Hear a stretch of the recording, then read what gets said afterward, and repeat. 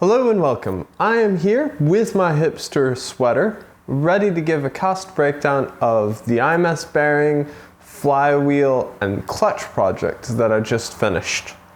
There's a detailed cost breakdown on my blog, so if you're actually doing the project, go ahead and check that out. For the rest of you guys, if you're just kind of curious about general costs and also how I sourced my parts, give a quick overview here. So by my estimates, my IMS bearing replacement cost me about $343. That price includes a new flange, new bolts, O-rings, things of that nature, crush washers for the timing chains, plugs, all that. It does not include some optional extras. Now for the clutch and flywheel, that cost me about $869. The clutch and the flywheel are both pretty expensive items, and I replaced them both. If you only have to replace the clutch, expect to pay a little bit less there.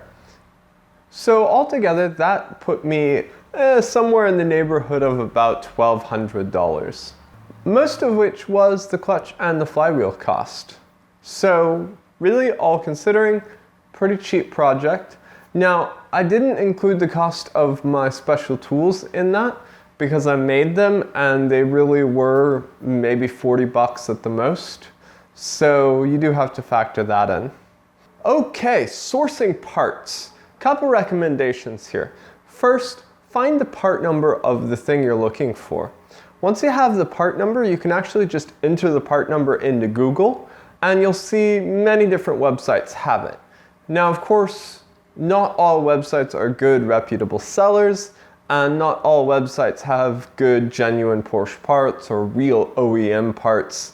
So make sure that you scrutinize things very carefully.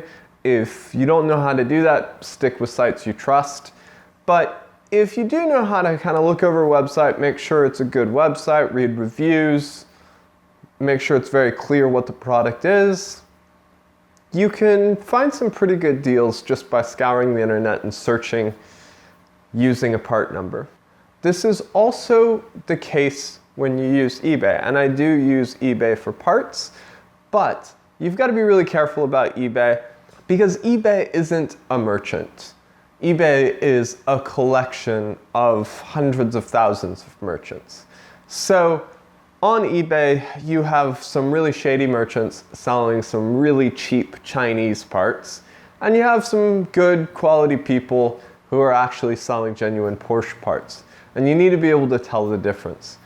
I've had really good luck with eBay, but I've been careful to make sure that the seller on eBay is really highly rated, and that they very clearly label what the part is, what brand the part is, if it's a genuine Porsche part, if it's an OEM part, what is the brand of the OEM part. A lot of people just say OEM, and that doesn't necessarily mean anything. So really digging into that and making sure that it's a good seller and they're clear about what you're buying.